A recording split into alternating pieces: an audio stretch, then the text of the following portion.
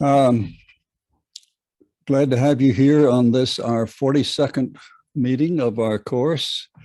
We have gone through the history of the Abrahamic religions and the eternal covenant of God, at least as it applies to the more recent revelations.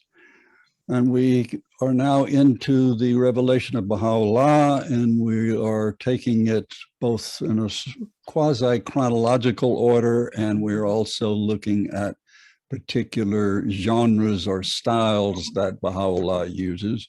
And we started out about 3 weeks ago talking about mysticism, because that's really the first category of writing that Baha'u'llah does, because his first major revealed works occur when he is on his 2-year sojourn to the mountains of Kurdistan, and ultimately to the monastery in Suleymaniye for 2 years. And it's there that he reveals virtually all of the poetry he writes, which is very mystic in its orientation. And also it's as a result of that episode in his life that he writes the most noteworthy or notable or well-known mystic works, the 7 Valleys and then the 4 Valleys. And we looked at the 7 Valleys fairly cursorily, because we can't go over them anything word by word. What I'm trying to do, as I've said from the beginning, is to give you tools with which you can dig deeper into the writings for yourself. As I've said many times, as I used to say to my students at the university, if you simply record the information that someone else has gathered, you will not really have learned much other than to repeat somebody else's learning. What the teacher, if the teacher is worthy, will provide you is a method for finding knowledge on your own. Indeed, we'll get to a hidden word tonight that says that justice, insofar as the individual is concerned, is learning on your own, not by your neighbor's knowledge, as that hidden word goes. So let me begin with sharing my screen. And we will begin with the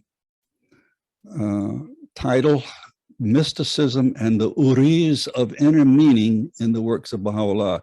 Now, we're going to talk about what an uri is, what they are thought to be literally, but what they are figuratively.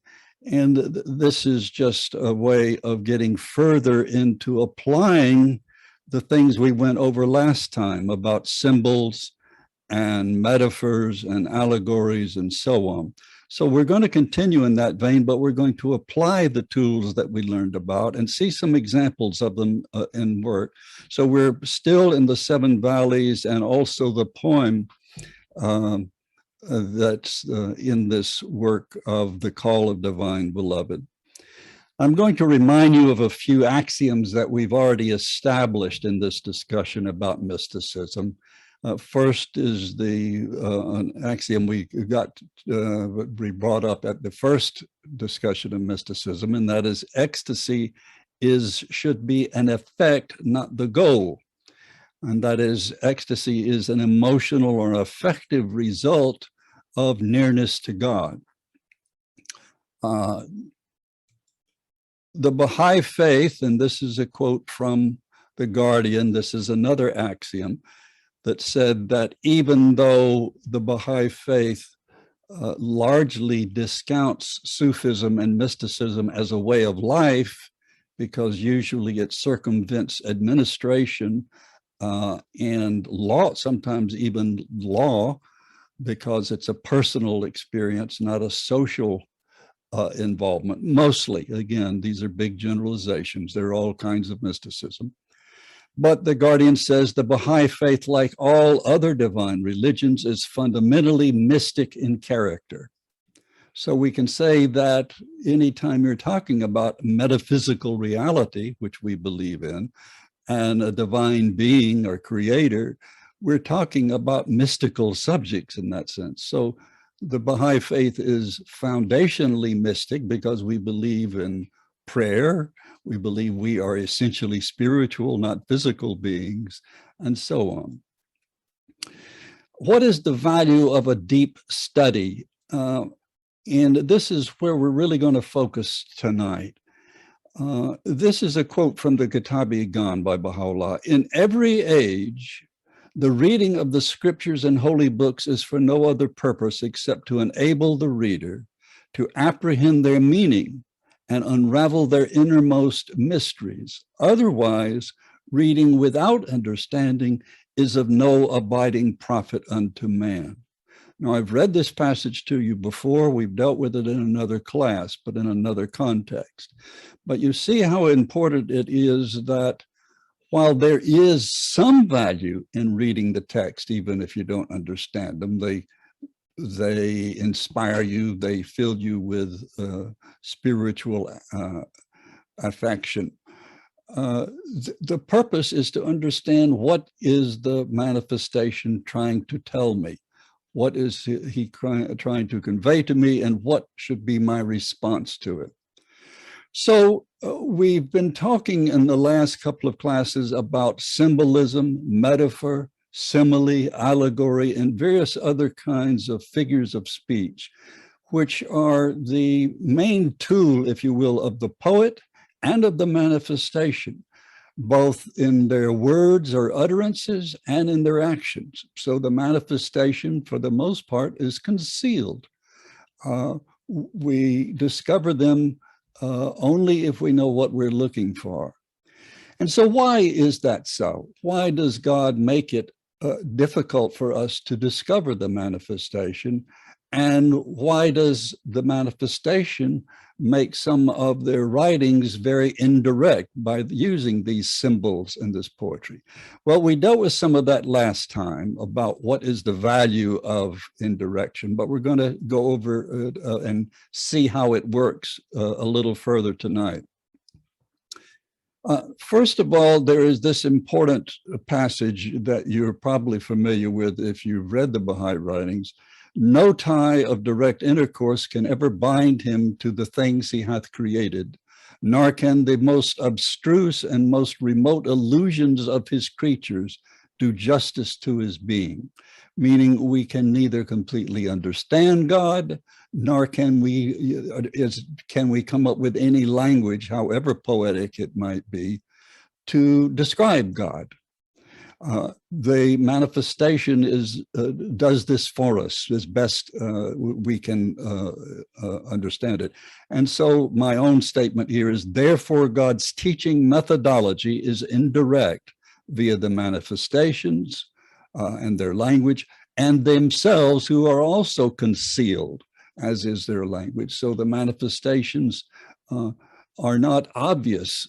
If they were, there wouldn't be any test of those who follow. And that is, if you said his name is going to be Sayyid Ali Muhammad, and he will be born in Shiraz, and he will declare himself on May 23rd, 1844, well, maybe a whole bunch of people would show up in Shiraz and try to go to the upper room with the Bab, but they would be going there for simply because they had this information, not because they had a sincere desire in their heart to discover the manifestation of God. I think you get my point. So what is the power of figurative language? Well, we went over this last time, but let's refresh ourselves. It allows us to understand the unknown in terms of the known by making comparisons of the unknown to the known. It forces us to think and participate in grasping meaning. This is extremely important. It forces us to become students rather than simply recipients of other people's knowledge, just what I said before. It makes concrete that which is abstract, and that is because the mystic, the metaphysical, is abstraction. We need concrete reference, concrete examples and analogies in order to understand it. So we will compare it to things we know that we have experienced. So we have the image of wine because it's intoxicating, and intoxication is the nearest thing we can understand that parallels the ecstasy we feel when we are near to God, and so on. It allows us to appreciate the unity in the diversity of reality, and that is, if everything in reality is expressive of some attribute of God, then we see the unity in creation, that everything is about the same purpose of helping us to advance spiritually. It enables us to create new insights into the ordinary, and that is, if you can discover a spiritual virtue in a beautiful stone or in a beautiful setting or so on, you begin to appreciate how creation is infused with spiritual lessons and attributes. It enables us to understand the spiritual in terms of the physical, which is pretty much a reiteration of number 3, but it's a little bit different, and that is, are a little more explicit. So we use physical analogies to understand spiritual concepts. And this is the last one, and it's particularly important, and I left it out of the first time we went over this. It is capable of creating multiple levels expressing the same idea, multiple levels of meaning. And you can get deeper and deeper, or if you want to, more and more lofty in your understanding of a particular analogy. And we're going to see that with some analogies we'll look at tonight. This is one artistic rendering of an uri. Now, the term uri means the white ones, or the beautiful ones, the fair ones.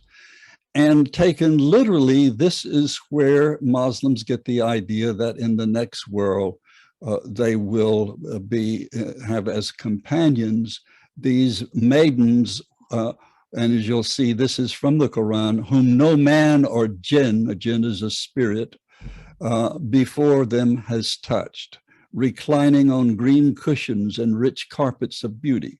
This is from the Quran, and this is the concept of the reward that will be those who are faithful, or particularly those who are martyrs and give their lives. But that's not what Baha'u'llah says it means. Baha'u'llah in the Igan defines uries as being a symbol of mysterious passages and bits of information that we understand. These are what we will be, that no man has touched. Well, let me just read the passage. Notwithstanding all that we have mentioned, how innumerable are the pearls which have remained unpierced in the shell of our heart. That's one metaphor. How many the uries of inner meaning that are as yet concealed within the chambers of divine wisdom. None hath yet approached them. And then he quotes from that passage from the Quran, whom no man or nor spirit hath touched before. Now, of course, here, instead of taking it literally as a beautiful young maiden whom no man has ever defiled or had relations with, which is how it's taken literally, he's saying that these are ideas that you understand that no one has understood before.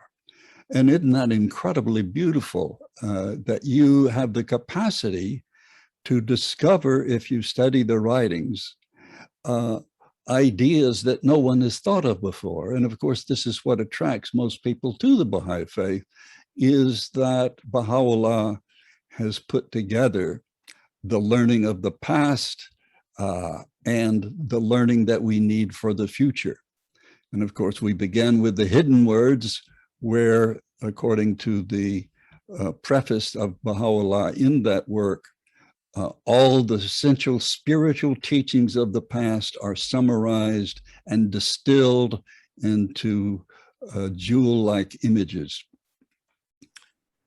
So let's look at a couple of these. And I want to show you a difference between, we talked about last time, how Persian is more indirect than Arabic. And so we have the laws of Baha'u'llah are in Arabic, the Kitabi Agdas, but the spiritual or doctrinal teachings of the faith are in Persian. Now, these aren't exact, and these are just my ideas that might give you a sense of what I'm talking about. The same thing holds true to a certain extent for the Arabic hidden words, which are first in that collection, as opposed to the Persian hidden words. The Arabic are in more direct language, whereas the Persian is poetic and indirect language. So let's look at, for example, the concept of justice as propriety. And by propriety, I mean that which you should do, what is appropriate for you. And of course, we know the central axiom for what is appropriate for human beings in the Baha'i writings is to know and to worship God. So justice in that sense means in order to do that, you've got to study for yourself. And that's what this second Arabic hidden word defines justice as learning for yourself. So let's read this. O son of spirit, the best beloved of all things in my sight is justice. Turn not away therefrom, if thou desirest me, and neglect it not, that I may confide in thee. By its aid thou shalt see with thine own eyes, and not through the eyes of others, and shall know of thine own knowledge, and not through the knowledge of thy neighbor, or thy teacher, if you are a college student. Ponder this in thy heart, how it behooveth thee to be. Verily, justice is my gift to thee, and the sign of my loving kindness, set it then before thine eyes. This is very direct. There is no imagery here. I mean, there is some. I mean, of course, as I said at the beginning, language is itself figurative at the outset. But he's saying basically, learn things for yourself. Don't depend on the knowledge of others. That is what is just for you or appropriate for you. Now, the same idea to a certain extent, and again, this isn't exact, this is just something I came up with for the class tonight, is Persian hidden word number 4. This is the same idea that what is appropriate for you? Well, here he says, O son of justice. In other words, he's addressing those who would be just. Whither can a lover go but to the land of his beloved? And what seeker findeth rest away from his heart's desire?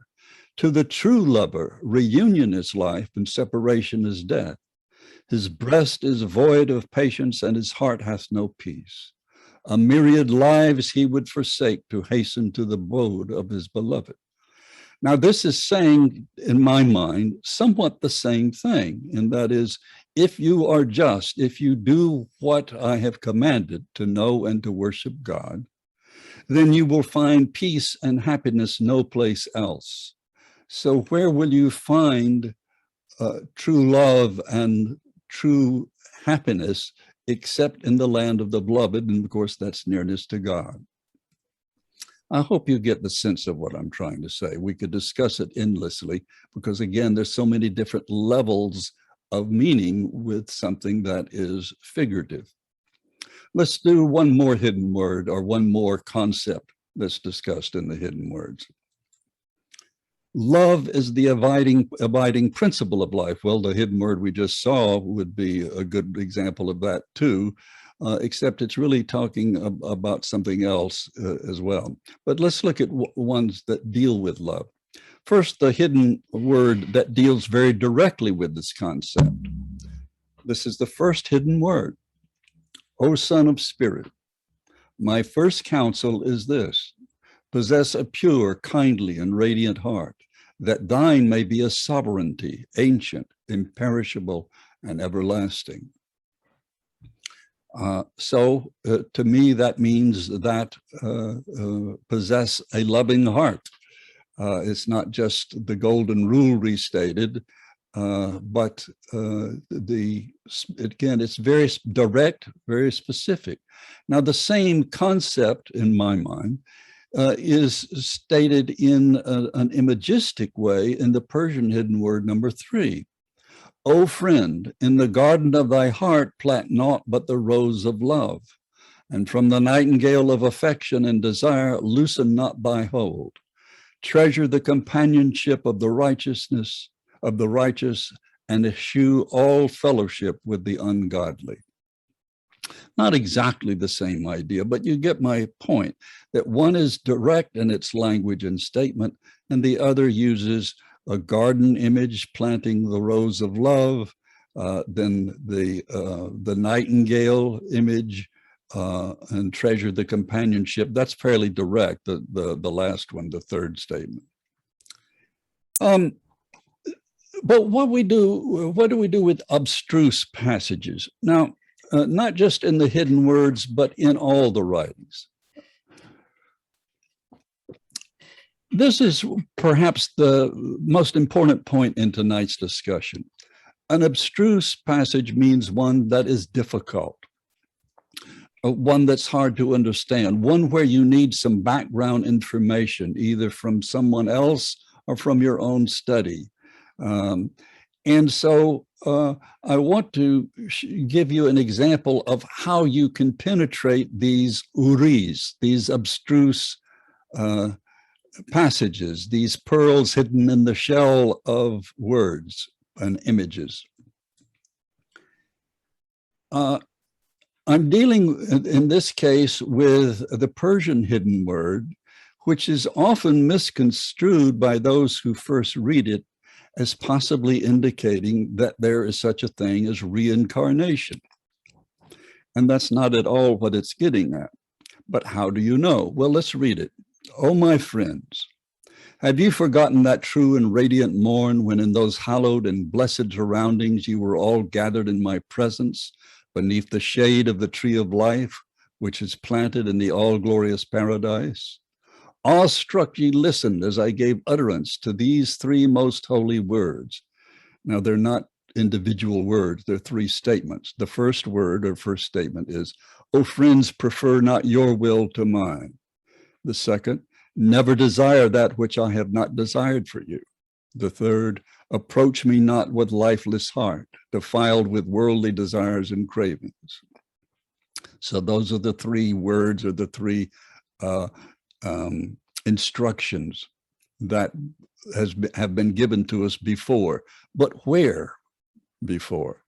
Would ye but sanctify your souls, you would at this present hour recall that place and those surroundings, and the truth of my utterance should be made evident unto all of you. In the 8th of the most holy lines in the 5th tablet of paradise, he saith, and it goes on to Persian hidden word number 20, and I'm not going to get into that because I want to deal just with this first part about what past occasion is he referring to.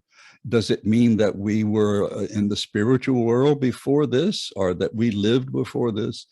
Well, clearly the Baha'i writings, particularly explicitly in the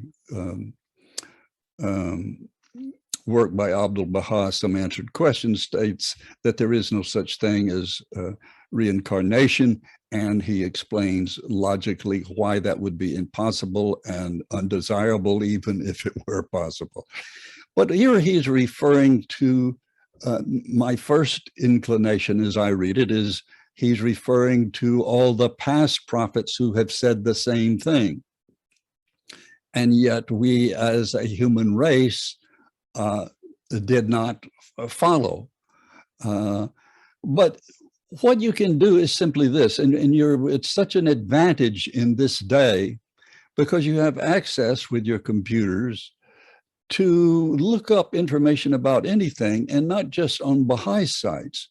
If you Google this hidden word, it will come up with, this is number 20. As I said, I'm going to skip over that. If you Google it, you will come up with this site. Now, what is this site? It will take you and I don't know if you can see this or not, but it will take you to the Bahá'u'lláh.com and a compilation of authoritative explanations of the hidden words compiled by the research department at the Universal House of Justice. All right, so let me get out of that and go to some of the quotes that are on that site. And these are explanations of Persian word number 19. And you see that gives not only is it a good collection that the Research Center at the House of Justice at the World Center has given us, but it gives us the source. The true and radiant morn is the dawn of the covenant and the first light of the testament of the day star of the world. So that, I presume, would be the dawn of the covenant would be insofar as the Abrahamic religions are concerned with Abraham himself, or the dawn of the, because it is with Abraham that God explicitly makes the covenant. The tree of Anisa is the blessed tree which hath flourished in the most great paradise and casteth its shadow upon all regions. And the most great tree, the lote tree, the divine lote tree, the Sadratul Muntaha, all of those are references to the manifestation. Here is another explanation. This is also by Abdul Baha.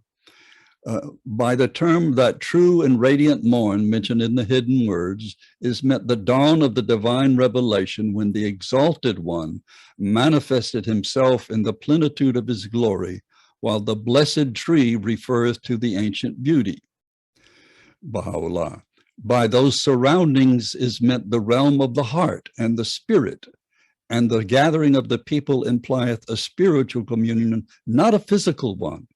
However, when the call of God was raised in the realm of the heart and spirit, mankind remained heedless and inattentive, and therefore was dumbfounded. 3 more.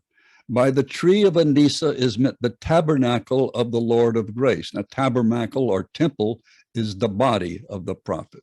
The divine lote tree, the tree of life, the olive that belongeth neither to the east nor the west, whose oil would well nigh shine out even through fire, though fire touched it not. That's a quote from the Quran, I believe. Then another, this is the covenant and testament which the blessed beauty established through the supreme pen in the Holy Land under the shade of the tree of Anisa, which was promulgated after the ascension. So you see how many levels of meanings there are. This has many spiritual meanings. This is from The Guardian. Among them is that it designates the tree of life, and at times it refers to the temple of the manifestation. And then he goes on to say, this is from The Guardian, the passage in the hidden words number 19 has a spiritual meaning and is allegorical, as are also the other passages in that book, The Hidden Words. It refers to the spiritual presence of Baha'u'llah. Well, that's just a few of them. So you can see, you can get the helpful insights from studying online. And to say you're blessed in this day because you have access, you don't have to look through footnotes in books and so forth. Rather, you can find where the books are by going online. All right, let me take a sip of tea and rest my voice for 1 second. Now we're going back to last week to the 7 valleys, now that we've seen the language that's direct with the Arabic, indirect with the Persian, insofar as the hidden words are concerned. And now we're going back to the Valley of Knowledge to see how we can apply these tools we learned about last week with that very famous story of the lover seeking his beloved. And how that, what does that have to do with knowledge? Well, let's look at the, what I've got here is what is he searching for? Who are the watchmen who are chasing him? What passages are they barring him from exiting? What does it mean when it says he finds justice in tyranny? And how does it relate to the theme of this valley, which is true knowledge is knowing the end and the beginning, meaning understanding the end result of your initial journey or your initial stages of knowledge. What is it you're looking for? So here's the literal story, and here's a way of plotting it out. Now, remember I said there are three parts to an allegory or any of the analogical devices, whether there be a specific one like the lover. What does he represent? What does his beloved represent? And so we have this literal story of a lover who's seeking his beloved. He's heartsick, he's in despair, and suddenly he begins being chased by these watchmen whom he fears are going to take his life. But he can't, all the passages he would go, to go left or right are barred from him. And so he is frightened and suffering.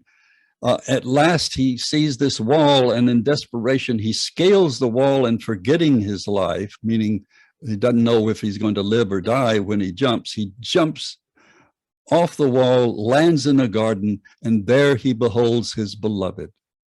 And he realizes that the watchman was Gabriel or Israfil. In other words, he realizes that he was being chased exactly where he wanted to go, even though it seemed like this was suffering and this was horrible and frightening. It was ultimately God leading him where he desired to go. Now, we can understand that without having to go into detail, but let me show you how you can make the detail. Remember, I said last time that you have three parts in these analogical devices. You have the tenor, which is what you're really talking about. You have the vehicle, which is that which either symbolizes or stands for that tenor. And then you have the meaning, which is what do these two things have in common that makes this story work. So we go to the next stage. The lover is one seeking truth or the identity of the prophet. Now that's all, it can mean other things too, but let's use that. Who is like a lover deprived of his beloved. The true seeker can find comfort nowhere but in the presence of spiritual truth. Who is the beloved? Excuse me. Who is, and that would be the manifestation, or divine knowledge and wisdom, and so forth. Nearness to God, it can be several things. As object of the lover's longing is nearness to the beloved, so the true seeker's obsession is with discovering the source of divine guidance. What about the pain, the love sickness that he feels? This is longing for comfort of divine presence and inspiration, and that you're not happy until you find it. Nothing else will suffice for the one who sincerely desires divine presence, except that. The watchman chases him. What could this be? Well, it could be tests and difficulties, illness, trials, tribulations that you encounter in your desire to discover the beloved. And here is the meaning I have given this again, many possible explanations. As one seeks to discover spiritual truth, one is assisted by experiences that seem to be tests, but that turn out to be guidance. And I'm sure all of you have had this experience where you end up in a place you never could have gotten that you desire, that is good for you, that you never could have gotten if you had followed your own inclination rather than endured the test that you went through. The barring of the passages, the seeker is protected from those diversions that would seem to be comforting. Whether that be, if you want to put it in very mundane terms, we could say such as narcotics or such as simply escapism in general. And they're barred by what? Well, I think this could represent the laws of the manifestation that protect us from going awry in our search. God will guide and protect the true seeker in such a way that no diversion will suffice. And those actions that would be harmful to the seeker are mysteriously shut off, perhaps by laws or else by fortuitous events. So he's frightened and suffering. There are points when the seeker feels abandoned and quest seems unendurable. I'm sure you have experienced that yourself, or you know people who have. And however faithful or constant the seeker may be, there will be times when one's personal strength will seem insufficient, when one is humbled and is tempted to despair. Now, what is scaling the wall? This is a hard one for me, but my guess is, or at least one possibility would be the seeker responds to fear by instigating some daring course of action, doing something that might be socially unacceptable, such as following a strange religion, such as the Baha'i faith, which is a daring thing to do. However inadequate the seeker may feel, the true seeker will be chastened to follow the right path by being forced to alter his response to life and by being strengthened to initiate some radical change. Forgetting life, he jumps. Again, I took this two actions separately. Becoming detached from the things of this world, the seeker dares to follow through on this intention. Once the seeker has faced the worst that life can do, he may become daring. Finally, the seeker discovers the spiritual solace he has been seeking. He beholds his beloved. Like being reunited with a loved one, the seeker suddenly realizes that what he thought as random injustice was naught but guidance in disguise. The seeker, and then was the watchman Gabriel or Israfil. The seeker understands the purpose of test and of physical reality in general. The seeker realizes that all his suffering and pain were but a means to a just, benign, and felicitous end. He understands that divine guidance will always be available for the true seeker, even when it seems absent. Well, again, these are not authoritative interpretations, but I'm showing you how to use the tools of going through the tenor, the vehicle, and the meaning to figure out what could this be. And it's often valuable, in fact, extremely valuable, when you're in a classroom situation or you're having a discussion with friends, either in person or in a Zoom meeting, to pick out some of the very abstruse passages or abstruse images and see if you can find, either online or going to the ocean, to find places where they are discussed, or just your own imagination will lead you to some possible answers. Because remember, there's not just one good answer. There are various valid answers to these puzzles, if you will. Now, let me take another sip.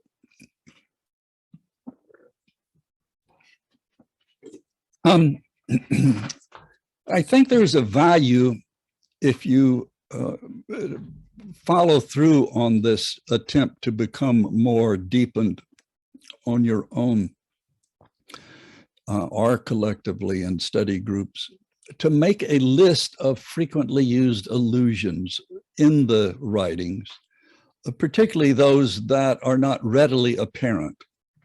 Now, I'm giving you a list here of some that occur in the particularly in the mystic writings of Baha'u'llah. The lot tree we have already discussed, that represents the manifestation. The Qasar is the river in paradise, of a bountiful river in paradise.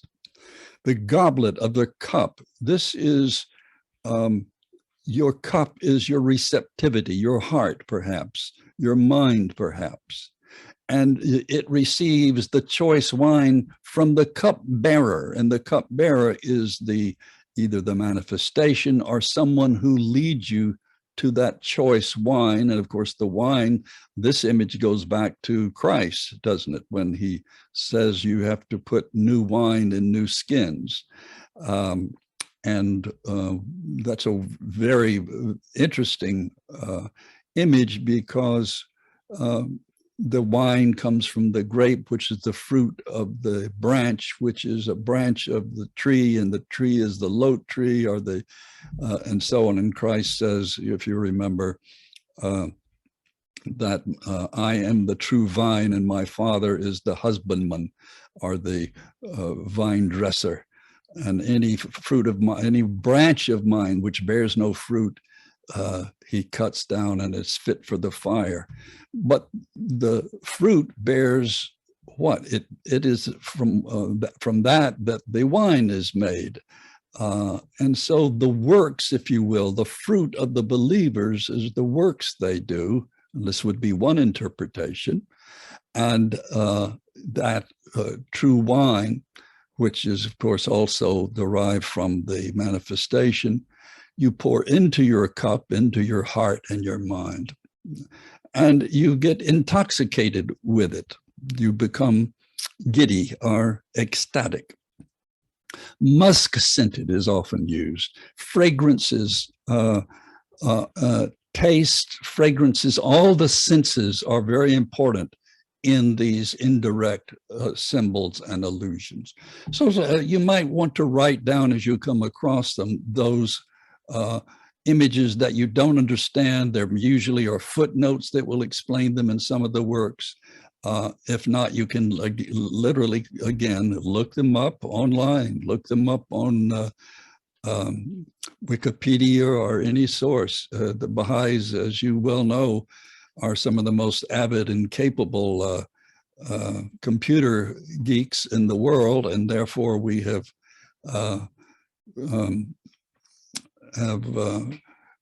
loaded the internet with the Baha'i works. Some other allusions. The friend. As we've said last time, the friend is the manifestation. The beloved, the same thing. We're going to end with one particularly delightful image from the Old Testament. It's a very simple phrase, and you won't see it that often, but it's good news. Whenever you see that, and of course, when you see the white hand, that's an allusion to Moses. When you hear the voice from the fire or the Mount Sinai, you know that's dealing with the revelation to Moses on Mount Sinai. Same thing with the rod that turns into a serpent and so on. But good news, you'll see that sometimes. And what does that have to do with? Well, this has to do with a phrase in the Quran. The Qayyum al-Asma, the Ahsanul Qisas, which is the best of stories, because that's what Muhammad calls the Surah of Joseph. So let me just read this. The Qayyum al-Asma, the Ahsanul Qisas, the best of stories, Mullah Hussein is reported to have said the following. One day when I was alone with the late Sayyid, and this is Sayyid Kazim, the student of Sayyid Muhammad, excuse me, my mind is gone. Let me not get sidetracked. Sayyid Kazim and his library. I inquired the reason why the Surah of Yosef, which is the Surah of Joseph, was titled in the Quran, the best of stories, to which he replied that it was not then the proper occasion for explaining the reason. This incident remained concealed in my mind, neither had I mentioned it to anyone. Now, what's interesting about this is, of course, that the Bab, his first work, and in effect his greatest work, is the Qayyum al-Asma, which is a explanation of the Surah of Joseph, a commentary on the Surah of Joseph. Now, why is it called the best of stories, and why is this so important to the becoming of the Baha'i faith? Well, here's a reason.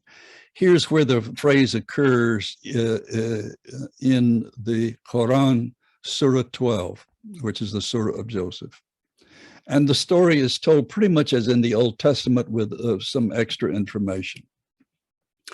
Then there came a caravan. This is after his brothers have taken his coat, put blood, the sheep's blood on it, and taken it to their father, Jacob, and they tell him that a wolf has killed Joseph. What they have done, of course, is put the blood on the coat of many colors, because they were jealous of him. He was the favorite of Jacob, and they put him in a well where he was sure to perish. But then along came a caravan of travelers. They sent their water carrier for water, and he let down his bucket into the well. He said, "Ah, there, good news. Here is a fine young man." So they concealed him as a treasure, but Allah knoweth well all that they do. The wayfarers sold him for a miserable price, for a few dirhams, counted out. In such low esteem did they hold him. Now they sold him to an Egyptian man and so forth. And from there on, the story of Joseph just begins, his ascendancy in Egypt. And so the word good news evokes the whole story. So whenever you see that, the good news is not just that Joseph has been rescued by this caravan, but the good news, of course, you have a double entendre here, is that Baha'u'llah is in the Qayyum al-Asma, the long lost Joseph. And so he is like Joseph, betrayed by his brothers. Well, I was going to go into a bunch of stuff, but we'll leave that till next time. And let me see, I'll include this, but we'll begin here next time. I was going to explain the poem that's the very first work in the Call of the Divine Beloved. It's a beautiful poem, the Rashi Amah. And I wanted to explain to you the importance of the word Amah, the clouds of the realms above. Well, what are those clouds?